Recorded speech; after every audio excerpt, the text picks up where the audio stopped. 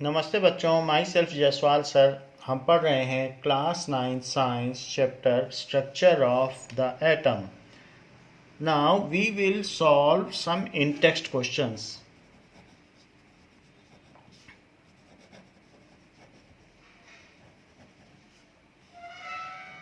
of page number 47. First question is what are canal rays? So canal rays क्या होते हैं? Canal rays, इसको anode rays भी कहते हैं। Anode rays are streams of positively charge particles. Are streams, stream भी बोल सकते हो, बीम भी बोल सकते हो।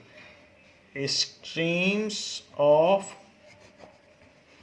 पॉजिटिवली चार्ज्ड, जो बहुत सारे पार्टिकल किसी एक डायरेक्शन में जाते हैं तो उनको बीम कहते हैं, या फिर उन्हें स्ट्रीम भी कह सकते हैं। Positively charged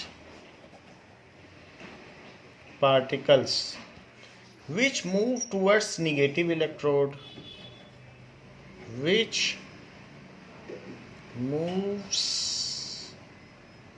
toward negative electrode, ये कैथोड की ओर जाते हैं।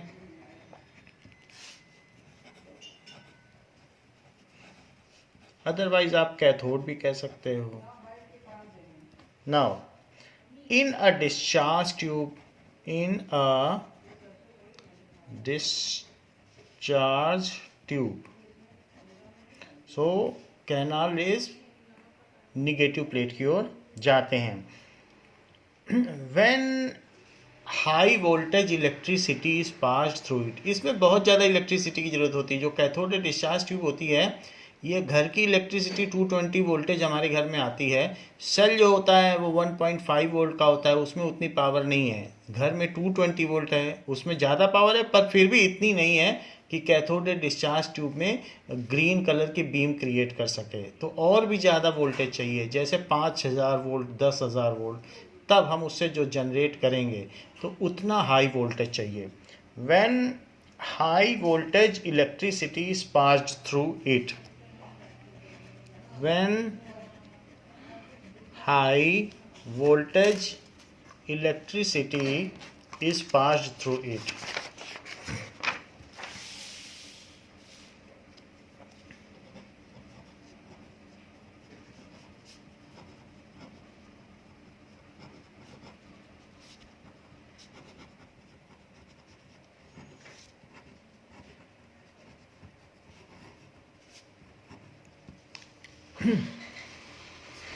now as they move through the perforated cathode, as they pass through या move through,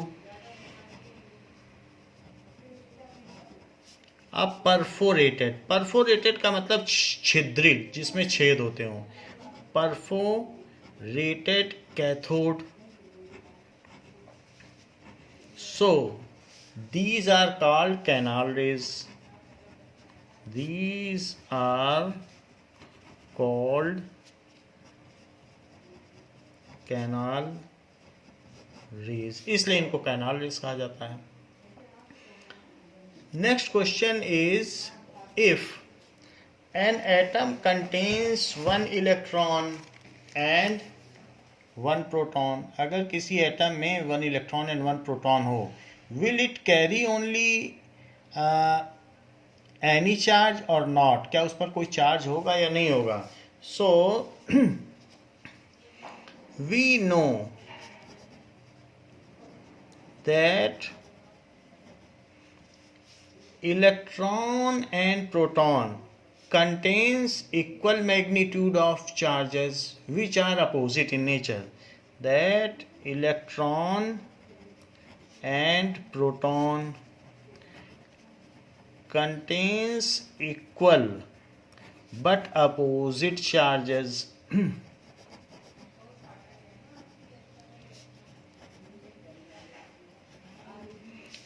तो अगर किसी सिस्टम में, किसी एटम में सेंटर में एक प्रोटॉन हो जाए, हाइड्रोजन एटम ऐसा होगा, और उसमें एक इलेक्ट्रॉन उसका चक्कर लगाने लगे, ऐसा हो, तो इसका चार्ज कितना होगा और इसका चार्ज कितना होगा, तो नेट चार्ज कितना होगा, net charge is equals to Q1 plus Q2। Q symbol है चार्ज का।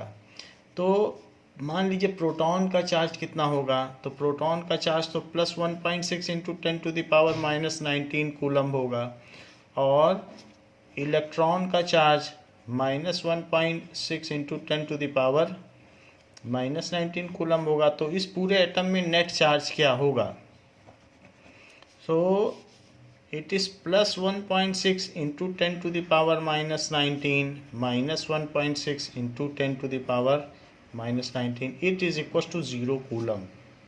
So as electron and proton contains equal charges, equal and opposite charges, so atom will contain no charge. So atom will be electrically neutral,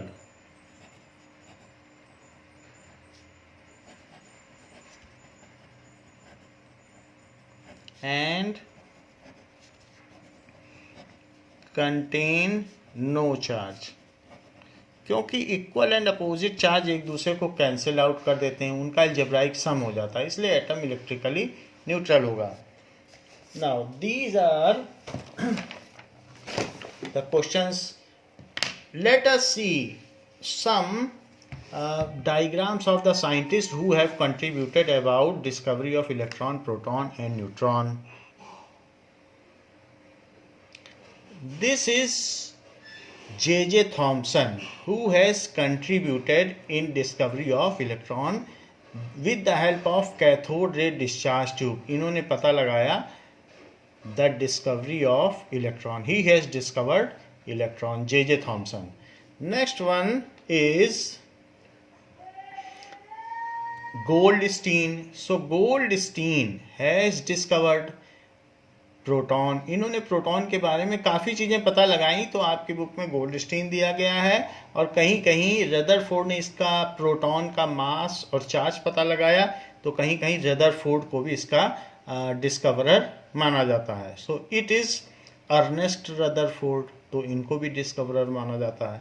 now this is John Dalton, जिन्होंने बताया था कि atom indivisible हैं और उसमें कोई particle नहीं होता है, सब atomic particles. But later on जैसे जैसे डिस्कवरी हुई, डिसिमिलर मैटर्स को रब किया गया, तो ये पता चला कि कुछ न कुछ चीज़ दूसरे में ट्रांसफ़र होती है। वो क्या चीज़ ट्रांसफ़र होती है, तो उसको पता लगाया माइकल फैराडे ने कि वो इलेक्ट्रॉन्स हैं जो दूसरे में ट्रांसफ़र होते हैं। So this is John Dalton, जिन्होंने बताया था कि एटम वाज इनडिविजिबल, जो कि काफ़ी पहले बताया था, करीब 1600 में। और ये जो एक्सपेरिमेंट हुए हैं ये 1896-97 में हुए हैं जे थॉमसन का। तो 200 साल तक, करीब करीब 200 साल से ऊपर, यानी 296 ईयर्स तक इन्हीं की बात मानी जाती रही कि एटम इनडिविजिबल है और उसके अंदर कुछ नहीं होता। ये जॉन डाल्टन है। This is James Chadwick. James Chadwick was discoverer of neutron. तो इन्होंने बेरिलियम पर अल्फा पार्टिकल का बम्बार्डमेंट किया, तो बेरिलियम मेटल कार्बन में कन्वर्ट हो गया और उसमें से एक न्यूट्रॉन निकला, and that neutron was neither deflected towards positive plate और negative plate. He has also told the mass of neutron as well as the charge, that it bears zero charge. So James Chadwick. Here you can see this is cathode ray discharge tube. So ये miniature होती है जो elbow length की होती है, जैसे हमारे हाथ में अगर एल्बो लेंथ होती है फिंगर से एल्बो तक उतनी बड़ी होती है, तो इसमें आप ये देख सकते हैं। So this is discharge tube. Now there were always attempts by the scientists to know about structure of atom. So why it was needed to find or know the structure of atom? So structure of atom was needed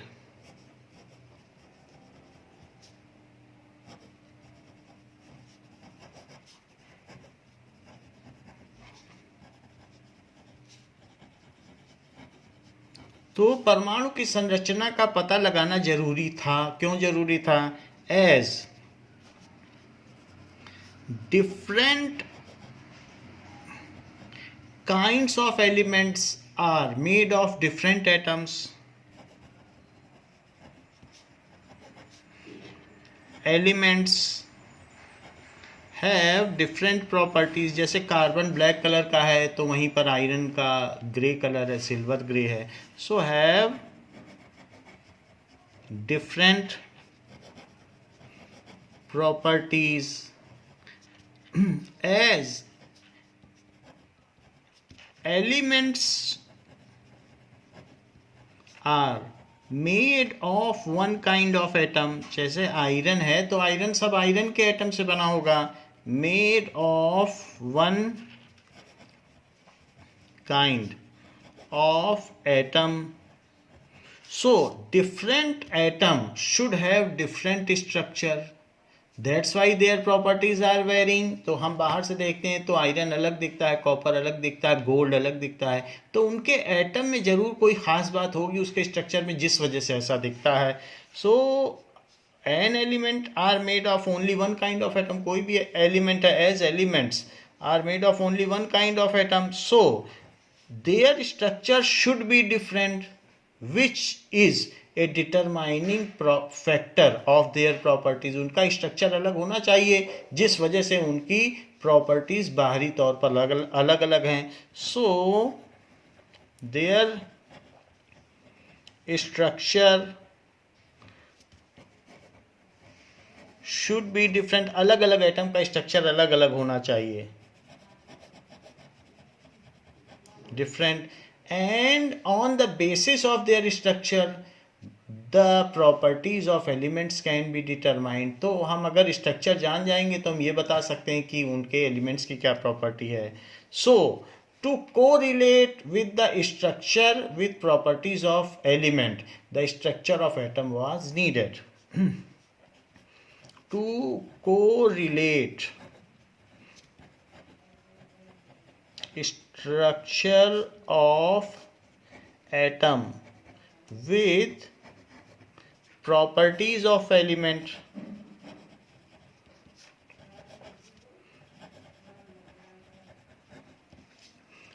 structure of atom was needed. कि electron उसमें कहाँ है, proton कहाँ है, कैसे कैसे हैं, ये सब जानना जरूरी हो गया था.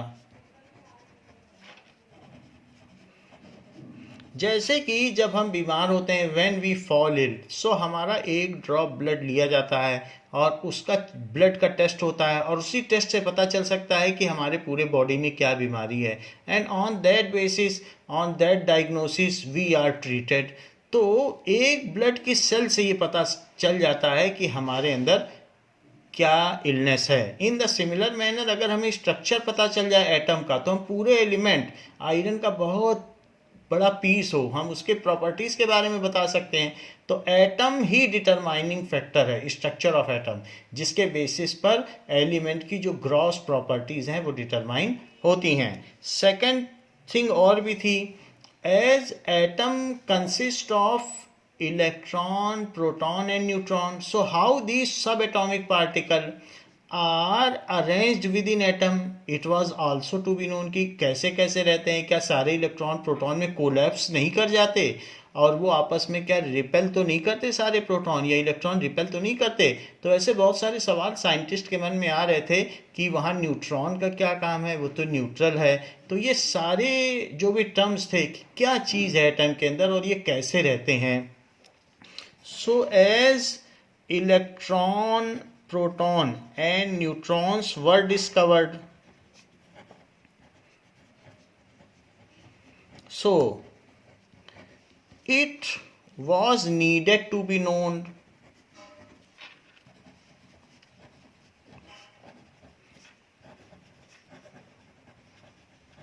that these subatomic particles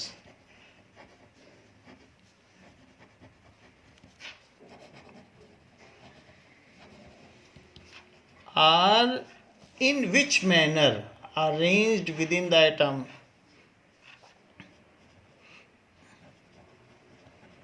arranged in what pattern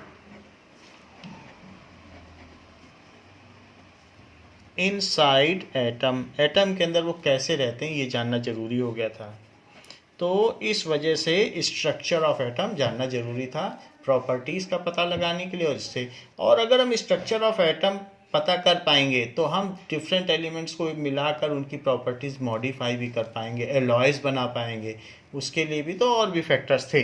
तो सबसे पहले जो डिस्कवरी हुई वो इलेक्ट्रॉन की हुई जे थॉमसन ने। तो जे थॉमसन ने इलेक्ट्रॉन की डिस्कवरी करते ही अपना एटॉमिक स्ट्रक्चर का मॉडल भी उन्होंने प्रोजेक्ट कर दिया।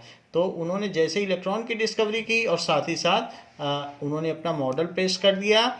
उस समय तक प्रोटॉन की डिस्कवरी नहीं हुई थी। हमें मालूम है कि जे थॉमसन ने इट इज़ 1897 में इलेक्ट्रॉन की डिस्कवरी कर ली थी। उसी समय उन्होंने अपना मॉडल पेश कर लिया। फिर उसके बाद हम देखते हैं 1917 और फिर 1932 में प्रोटॉन और न्यूट्रॉन की डिस्कवरी हुई, जो कि काफ़ी बाद में था।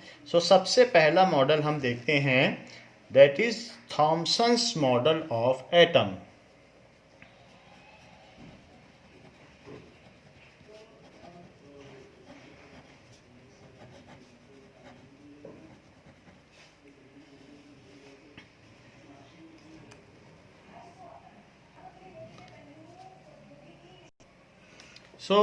J.J. Thomson projected his atomic model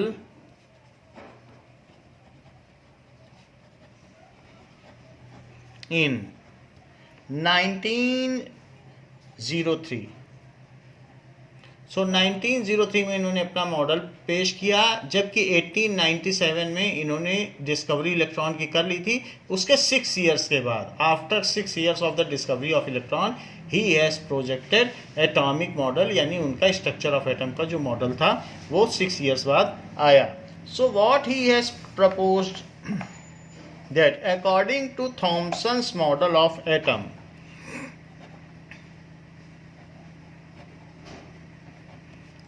to Thomson's model of atom. तो इनकी दो बातें थी। There were 2 points in his model, that उनका मॉडल वाटरमिलन मॉडल था। वाटरमिलन मॉडल का मतलब, अब उन्होंने उस समय तो डिस्कवरी इलेक्ट्रॉन की थी, सो ये वाटरमिलन है या फिर प्लम पुडिंग मॉडल। पुडिंग यानी खीर, और खीर में अगर किशमिश पड़े हों, खजूर पड़े हों, तो वो बीच बीच में जगह जगह होंगे। तो पूरी पुडिंग में, पुडिंग तो यूनिफॉर्म है लेकिन उसमें जगह जगह कुछ खजूर पड़े होंगे, तो प्लम पुडिंग मॉडल भी कहा जाता है। और जैसे वाटरमेलन में सीड्स होते हैं ब्लैक कलर के, वो भी कहा जा सकता है। According to his model, first atom consist of positively charge. Atom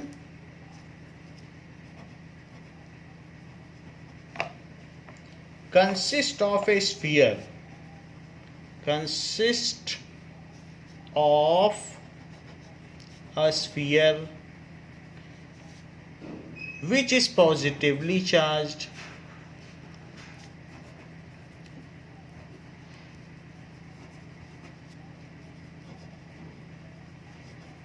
तो उन्होंने बताया कि एटम पॉजिटिवली चार्ज है। उस समय तक तो प्रोटॉन की डिस्कवरी हुई नहीं थी। प्रोटॉन की डिस्कवरी 1917 में हुई और इन्होंने 1903 में अपना मॉडल दे दिया था।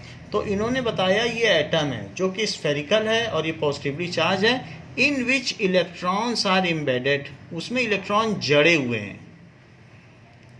थ्रू आउट द स्फीयर, अंदर से बाहर तक पूरा जड़े हुए हैं। जैसे आप वाटरमेलन खरीद कर लाते हो तो उसमें जगह जगह सीड्स होते हैं पूरे वाटरमेलन में, तो ये वाटरमेलन मॉडल भी कहा जा सकता है। With negatively charge electron embedded in it, which is positively charge with negatively charged electrons embedded in it.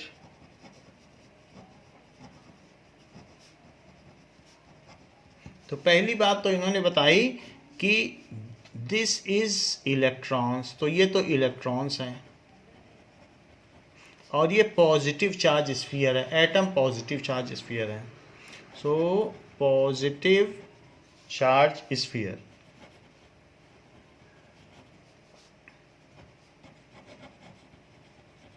Now so this is structure of atom. तो सबसे बेसिक पहला स्ट्रक्चर जो प्रेजेंट किया गया वो इन्होंने प्रेजेंट किया। And the same figure is in your book कि इस तरीके से है। तो ये पॉजिटिव चार्ज स्फीयर है और इलेक्ट्रॉन्स एम्बेडेड है। सेकंड पोस्टुलेट इनका सेकंड क्या था point, the positive and negative charge in an atom are equal in magnitude, क्योंकि एटम तो इलेक्ट्रिकली न्यूट्रल है तभी स्टेबल है। So the positive and negative charges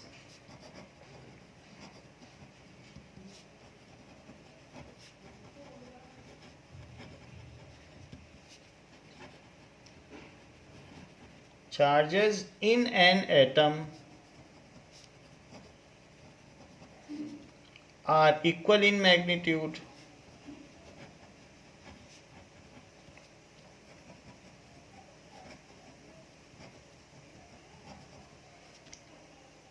so ये इक्वल इन मैग्नीट्यूड होता है due to which atom is electrically neutral. तो वो कैंसिल आउट कर देते हैं, due to which atom is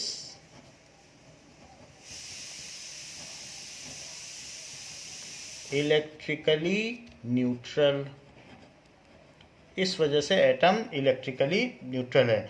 so there is no overall net charge on it, overall net charge is 0। Now this model is known as Thomson's model is also known as, क्योंकि इसकी comparison की जा सकती है watermelon से या plum pudding से, तो वैसा भी ये कहा जा सकता है, also known as watermelon model.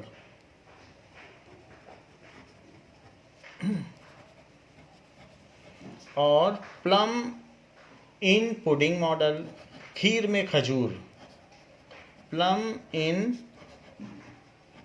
Pudding model. So total इतने इलेक्ट्रॉन है जितना निगेटिव चार्ज है, जो पॉजिटिव चार्ज है, पॉजिटिव चार्ज है, प्रोटॉन यहाँ कहीं नहीं बोलना है आपको। So total positive charge total electrons के इक्वल है, सो ये इलेक्ट्रिकली न्यूट्रल है।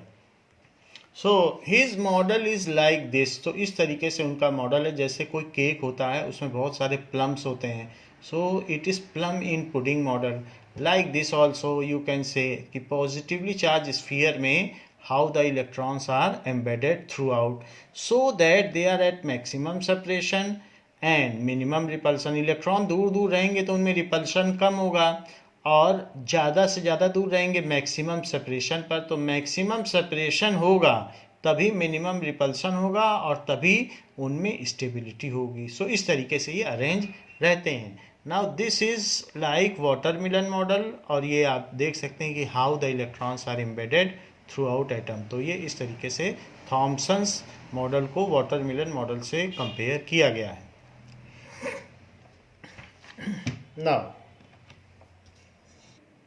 Now Rutherford's model of atom, Rutherford's model of atom. Rutherford projected his model, that is Ernest Rutherford, in 1917. He has projected his model, that is after 14 years. 1903 में Thompson ने किया था, तो 14 years तक उनका model चला। फिर रदरफोर्ड ने एक अल्फा पार्टिकल स्कैटरिंग एक्सपेरिमेंट किया जिससे थॉमसन का मॉडल फेल हो गया और फिर उन्होंने अपना मॉडल प्रोजेक्ट किया। तो 14 साल तक तो ये मॉडल चला। फिर उसके बाद इन्होंने एक अपने 20 प्यूपिल्स के साथ, 20 शिष्यों के साथ इन्होंने एक अल्फा पार्टिकल स्कैटरिंग एक्सपेरिमेंट किया और he was so genius that almost 19 students of Rutherford have got Nobel Prize. इन्होंने खुद भी नोबेल प्राइज पाया और इनके स्टूडेंट्स ने अलग अलग फील्ड में नोबेल प्राइज पाया। उन्होंने कुछ ना कुछ अपने लाइफ में ज़रूर किया। तो Ernest Rutherford has done alpha particle scattering experiment, और उन्होंने अपना फिर नया मॉडल दिया। वो सब चीज़ें हम देखें। So Rutherford's alpha particle scattering experiment.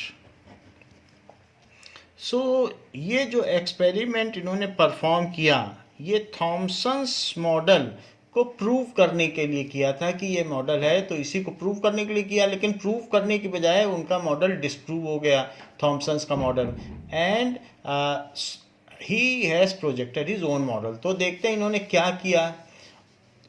सबसे पहले इन्होंने यूरेनियम को लिया। यूरेनियम एक हाईली अनस्टेबल न्यूक्लियाई है, हैवियर न्यूक्लियाई है। तो अगर हम यूरेनियम में देखें तो यूरेनियम को लेड के अंदर रख दिया। ये यूरेनियम है, इसके अंदर ये जो चारों तरफ एक बॉक्स बनाया है, ये लेड का बॉक्स है। लेड को किसको कहते हैं? लेड को प्लम्बम को, पीबी। सो लेड बॉक्स लिया और उसके अंदर यूरेनियम प्लेस कर दिया। यूरेनियम जो होता है उसमें 92 प्रोटॉन होते हैं और 235 प्रोटॉन प्लस न्यूट्रॉन होते हैं, यानी इस तरीके से है। और 92 तो प्रोटॉन है, अब आप माइनस कर लो 143 या जो भी आएगा, दैट मच इज न्यूट्रॉन्स, क्योंकि ये प्रोटॉन प्लस न्यूट्रॉन है और ये है प्रोटॉन। तो ये ऊपर की है जिसको कि मास नंबर कहते हैं, और ये एटॉमिक नंबर है। एटॉमिक नंबर यानी प्रोटॉन का नंबर। तो ये uranium it is highly unstable. तो इसमें इन्होंने छोटा सा होल कर दिया, तो उस होल से लगातार अल्फा पार्टिकल निकलते रहते हैं। जो अनस्टेबल न्यूक्लियाई होता है वो अल्फा पार्टिकल निकालता है।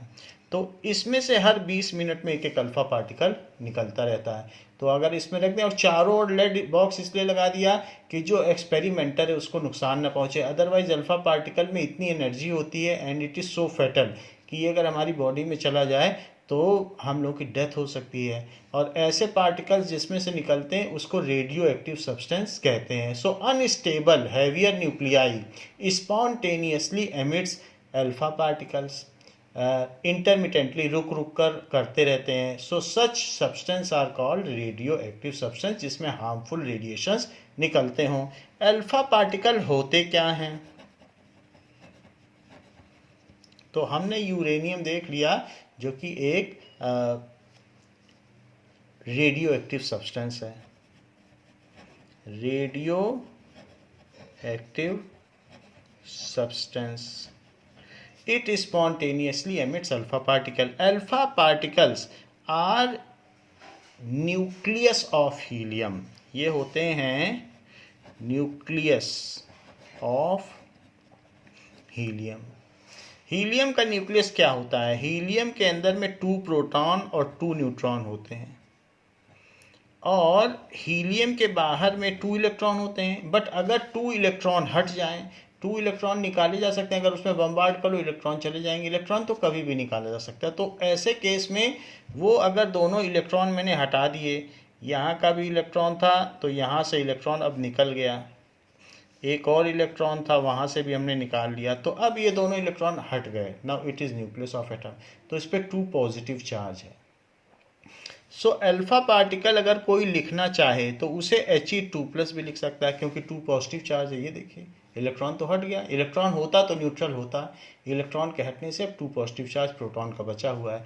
अगर इस अल्फा पार्टिकल को फिर इन्होंने आगे क्या किया कि अल्फा पार्टिकल जो यहाँ से बीम निकल रही है, फिर एक और लेड की शीट लगाई और उसमें से ये पार्टिकल छोटी सी विंडो से आगे बढ़ा। ये तो ये अल्फा पार्टिकल था, इसमें से निकला इस विंडो से। यहाँ से निकलने के बाद इसका बम्बार्डमेंट कराया गया एक गोल्ड फॉइल में। गोल्ड फॉइल इतनी पतली होती है, it is very thin. So gold foil में इन्होंने इसको हिट कराया। गोल्ड फॉइल में जब हिट कराया तो इसके चारों तरफ इन्होंने एक जिंक सल्फाइड की स्क्रीन रख दी इस तरीके से।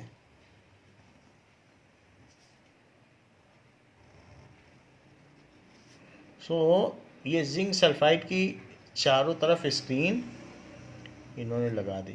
इट इज़ सर्कुलर ऐसे। तो जब इसमें पार्टिकल, अल्फा पार्टिकल बम्बार्ड होते रहे तो वो बहुत सारे पार्टिकल तो सीधे निकल गए बिना डिफ्लेक्शन के।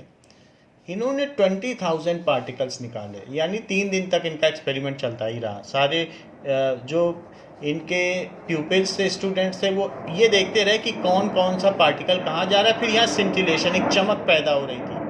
तो जैसा हमने देखा भी था कैनाल रेज में कि सिंटिलेशन पैदा होते थे फ्लोरोसेंट स्क्रीन में, ये जिंक सल्फाइड की स्क्रीन है। This is zinc sulphide screen. तो most of the alpha particle, 20,000 alpha particle का बम्बार्डमेंट कराया, तो हर 20 मिनट्स में एक एक पार्टिकल निकलता था, तो वो वेट करते थे। तो जो भी है 20,000 का कराया गया। तो 20,000 के कराने पर ज़्यादातर सीधे निकल गए, बट सम हैव डेविएटेड। करीब 10 पार्टिकल्स ऐसे इन्होंने पाए 20,000 में से, जो कुछ स्मॉल एंगल्स में डेविएट हो गए। सिंटिलेशन थोड़ी देर रहता है, 10 सेकेंड 20 सेकेंड, उसी में एंगल सब नोट हो जाता है। एंड 20,000 में एक ऐसा पार्टिकल भी इन्होंने पाया जो बाउंस बैक हो गया और उसने यहाँ सिंटिलेशन पैदा किया, यानी लगभग 180 डिग्री पे लौट गया। तो ये इनका सेटअप था कि जिसमें इन्होंने, इसको कहते हैं alpha particle scattering experiment on gold foil. ये गोल्ड फॉइल है।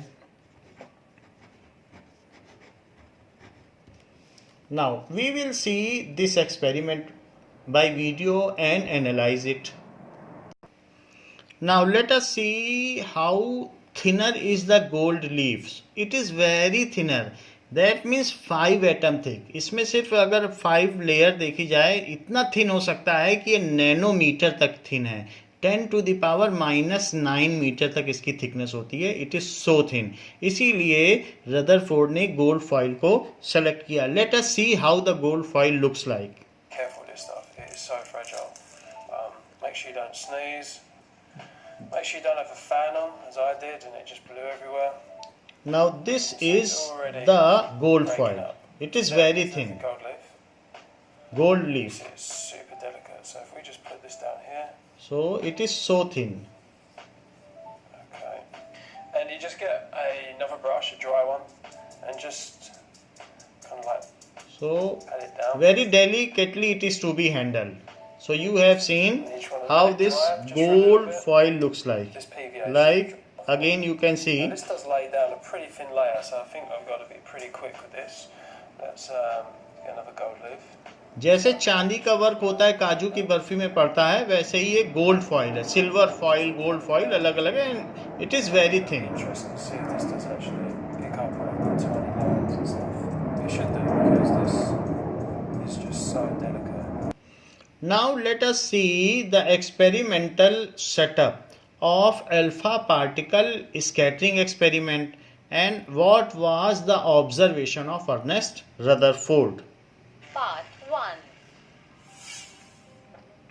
Rutherford and his students, Hans Geiger and Ernest Marsden, bombarded very thin gold foil,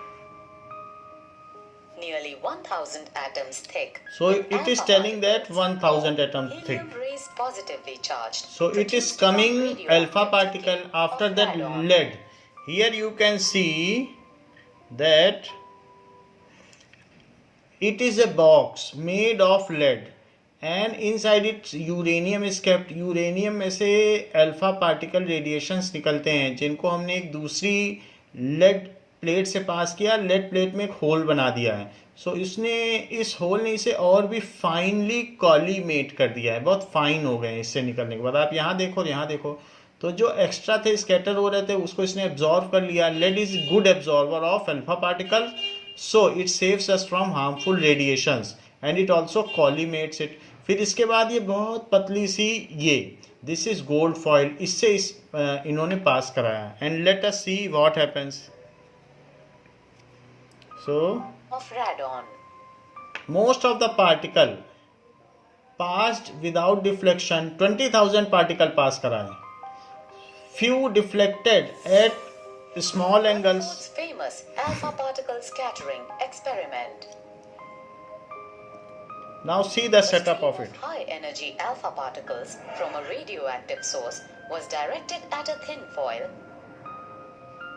thickness less than 100 nanometer of gold metal.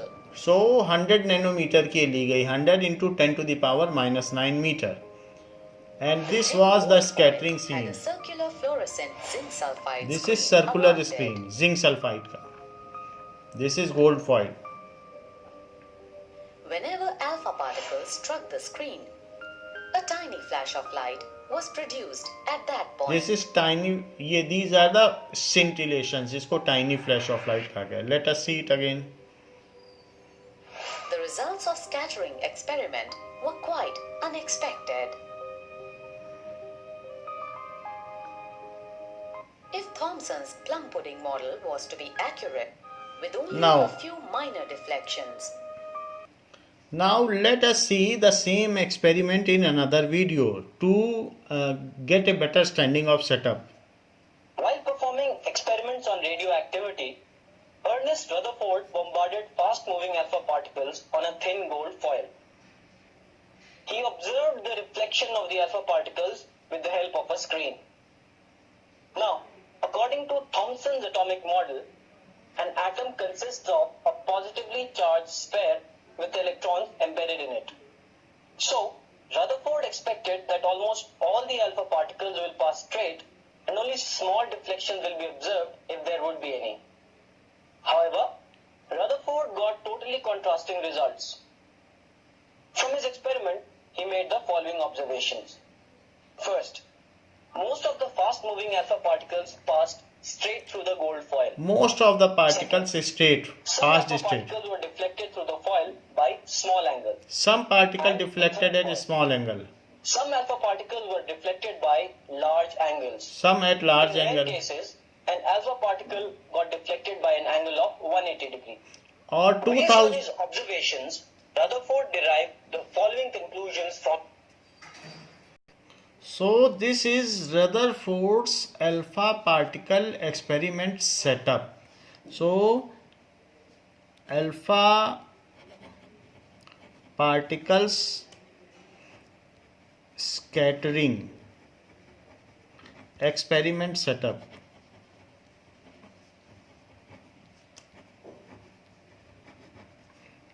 Now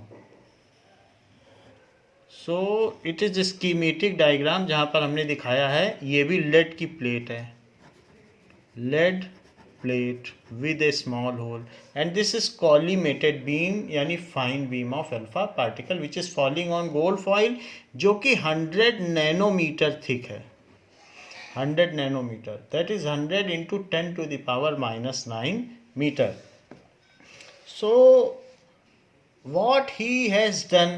so experiment, पहले तो हम ये देखें कि उनका experimental setup क्या था. सो एक्सपेरिमेंट तो उसमें उन्होंने सबसे पहले 3 पॉइंट्स हैं एक्सपेरिमेंट के. He selected a gold foil, he selected a gold foil. तो जैसा बुक में है कि उन्होंने क्या क्या किया. He selected a gold foil because he wanted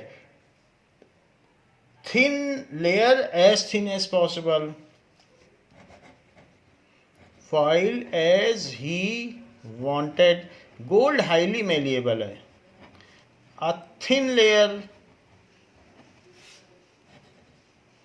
of metal foil. तो इसलिए उन्होंने गोल्ड को सेलेक्ट किया कि उस पर बम्बार्डमेंट कराया. Gold foil is 1000 atom thick. Gold foil जो यहाँ पर ली गई है ऑफ 100 नैनोमीटर। 100 नैनोमीटर कितना होता है? That is 100 into 10⁻⁹ metre. अगर आप 100 से और मल्टीप्लाई कर दो तो ये हो जाएगा 10⁻⁷ metre. 100 nanometre thick was taken, which was 1000 atoms thick, जो ऐसी ली गई है तो उसमें 1000 एटम्स थिक थी, ऐसा था। तो पहला इन्होंने क्या किया, गोल्ड फॉइल ली। नाउ द गोल्ड फॉइल जो इन्होंने ली, अगर हम उसमें एटॉमिक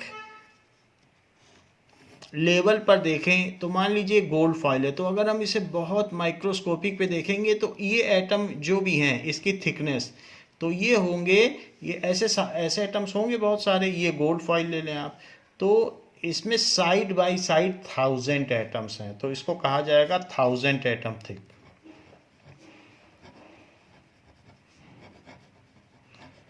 इसको बहुत माइक्रोस्कोप से देखना पड़ेगा तब ऐसा लगेगा। गोल्ड फाइल तो बहुत लंबी होगी, हमने आपको ऐसा दिखा दिया है, बट वो तो कितनी पतली आपने वीडियो में देखा। तो टोटल एटम्स अगर साइड बाय साइड होंगे तो 1000 एटम थिक होगी। तो पहला पॉइंट है एक्सपेरिमेंट का कि उन्होंने गोल्ड को लिया और वो 100 नैनोमीटर की। सेकेंड पॉइंट बुक में क्या दिया है?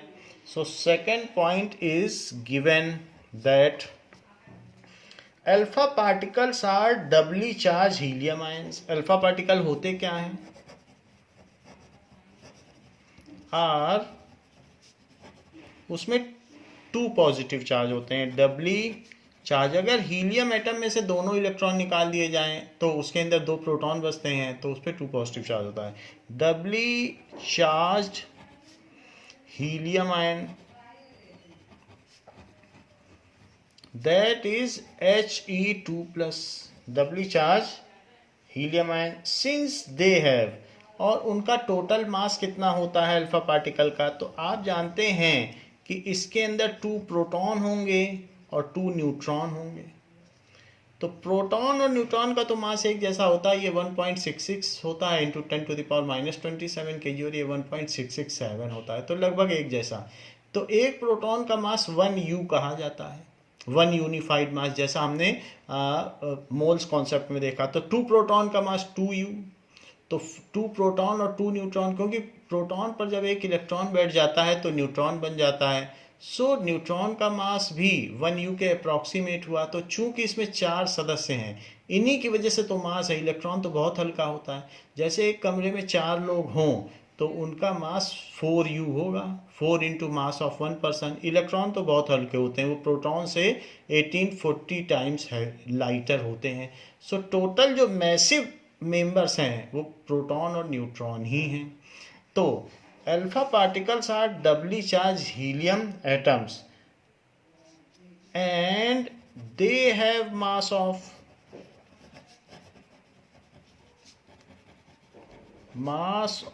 4 U। 4 U इनका मास है। 1 U की वैल्यू आपको मालूम है, इट इज 1.66056 इंटू 10⁻⁻27 kg, जैसा हमने मोल कॉन्सेप्ट में पढ़ा है। तो एक का मास इतना, तो 4 सदस्य हैं तो उनका मास 4 से मल्टीप्लाई कर दो, यही 1 U है। तो 4 मेंबर्स हैं सेंटर में, तो ये है। So they have alpha particle, electron निकल चुके हैं इसमें से, अब इसमें सिर्फ पॉजिटिव चार्ज बचा है, यही है alpha particle. So its mass is 4 U. The fast moving alpha particles are considerable amount of energy. चूंकि ये हीलियम से निकलते हैं और बहुत तेज भागते हैं, इसीलिए अल्फा पार्टिकल को चुना गया। So fast moving alpha particles, alpha particles have very high kinetic energy.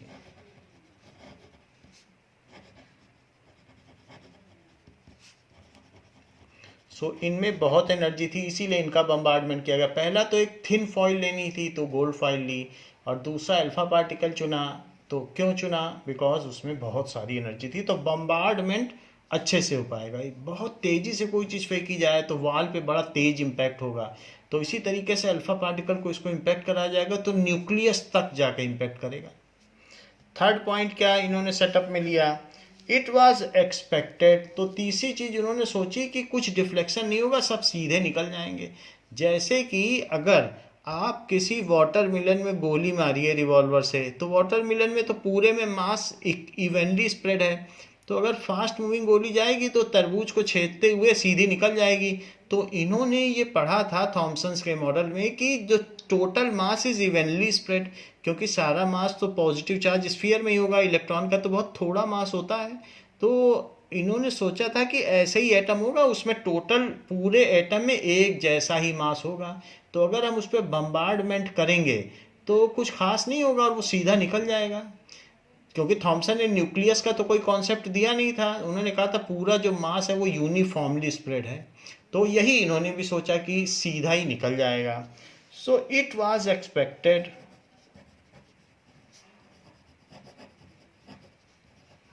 That, तो ये जैसे आप थॉमसन मॉडल देख लें, थॉमसन मॉडल में यूनिफॉर्मली इसमें सारा मास स्प्रेड है जैसे वाटरमेलन में होता है। और यहाँ से एक अगर आप इसमें रिवॉल्वर से इसमें आप राउंड फायर करेंगे तो उसे सीधा निकल जाना चाहिए, क्योंकि इलेक्ट्रॉन का तो कुछ खास मास नहीं। So it was expected that alpha particle would be deflect. अब इतनी फास्ट पार्टिकल आएगा तो निकल जाना चाहिए। Particles would be deflected by subatomic particles, would be deflected, क्योंकि अल्फा पार्टिकल कहाँ इलेक्ट्रॉन्स, मान लीजिए कि किसी भी एटम में इलेक्ट्रॉन भी होंगे और अल्फा पार्टिकल में तो दो दो प्रोटॉन है, तो आप ये सोचिए कि एक प्रोटॉन कितना बड़ा होता है और एक इलेक्ट्रॉन कितना छोटा होता है, इतना छोटा, क्योंकि वो उससे 40 टाइम्स लाइटर होता है। तो अगर प्रोटॉन, और यहाँ पर एक नहीं दो दो प्रोटॉन है, तो अगर टू प्रोटॉन्स, मान लीजिए ये तो 2 प्रोटॉन्स हो गए, तो दो तो प्रोटॉन है, इसको बहुत मैग्नीफाई करके दिखा रहे हैं, 2 प्रोटॉन है और 2 न्यूट्रॉन। तो अगर 2 प्रोटॉन और 2 न्यूट्रॉन कहीं बम्बार्ड करेंगे, न्यूट्रॉन भी बहुत बड़ा होगा 0 चार्जेस के साथ, तो इतना बड़ा सिस्टम होगा। ये अल्फा पार्टिकल है, 2 प्रोटॉन। तो अगर मान लीजिए ये मूव करेगा तो इलेक्ट्रॉन बहुत छोटा है, और ये है गोल्ड, तो गोल्ड में अगर जगह जगह गोल्ड का एक एटम दिखाया है, इसमें छोटे छोटे इलेक्ट्रॉन अगर होंगे भी, तो आप सोचिए कि अगर एक फुटबॉल बड़ी तेजी से आ रहा हो तो क्या एक छोटी सी मोती या पर्ल है, तो क्या वो उसको डिफ्लेक्ट कर पाएगी फुटबॉल को? कुछ नहीं कर पाएगी, क्योंकि एक इलेक्ट्रॉन तो बहुत छोटा है। सो इलेक्ट्रॉन में इतना मास भी नहीं है, हम जानते हैं कि 1840 टाइम्स लाइटर है, तो ऐसे केस में इस इतने बड़े प्रोटॉन्स को इसमें से पास कर देना चाहिए, और बाकी इसमें पॉजिटिव चार्ज है। तो ऐसा इन्होंने सोचा था, क्योंकि मास थ्रू आउट डिस्ट्रीब्यूटेड है, तो इसे पूरा निकल जाना चाहिए। इलेक्ट्रॉन क्या रोक पाएगा? एक छोटी सी पर्ल एक फुटबॉल को नहीं रोक पाएगी। तो ऐसा इन्होंने सोचा था कि थॉमसन के मॉडल के हिसाब से मास पूरे में डिस्ट्रीब्यूटेड है, तो इसे ज़्यादा नहीं डिफ्लेक्ट होना चाहिए। अगर इससे ये डिफ्लेक्ट भी हो तो 0.1 डिग्री ही डिफ्लेक्ट होना चाहिए। एक मोती कितना रोक पाएगी फुटबॉल को? तो इलेक्ट्रॉन कैन नॉट, और ऐसा भी नहीं हो सकता कि इस मोती से टकरा के कोई फुटबॉल जाए और कोई छोटी सी पर्ल से टकरा के लौट जाए। तो लेकिन वो भी हुआ उनके एक्सपेरिमेंट में, 180 डिग्री पे भी बाउंस हो गया, गई और लौट के आ गई। So it was a shocking news for the Rutherford कि जैसे कोई 1000 पाउंड का बॉम्ब या रॉकेट फेंका जाए और वो किसी न्यूज़पेपर से या एक थिन पेपर शीट से टकरा के लौट आया हो, इतना बड़ा शॉक लगा। और ये अगले दिन न्यूज़पेपर की हेडलाइन बन गई कि अल्फा पार्टिकल गोल्ड के इलेक्ट्रॉन से टकरा के लौट गए। तो कहीं ना कहीं तो थॉमसन के मॉडल में गड़बड़ थी, क्योंकि इलेक्ट्रॉन तो नहीं इसको लौटा सकता है। तो ये सारे प्रॉब्लम्स इनके स्कैटरिंग में आए और थॉमसन मॉडल इसको एक्सप्लेन नहीं कर पाया, और इस वजह से थॉमसन मॉडल फेल हो गया।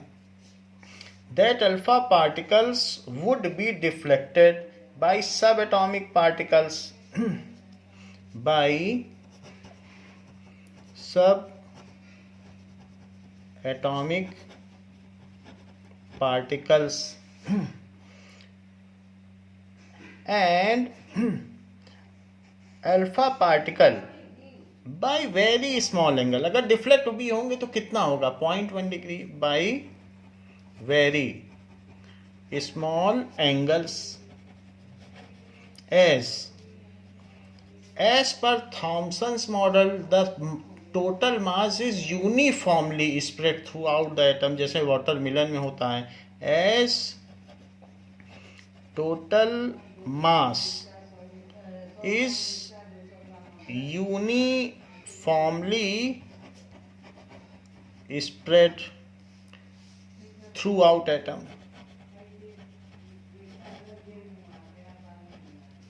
थ्रूआउट एटम, ऐसा इन्होंने सोचा था. He did not expected large deflection, ऐसा इन्होंने सेटअप बनाया, ऐसा सोच के ये सारा काम किया.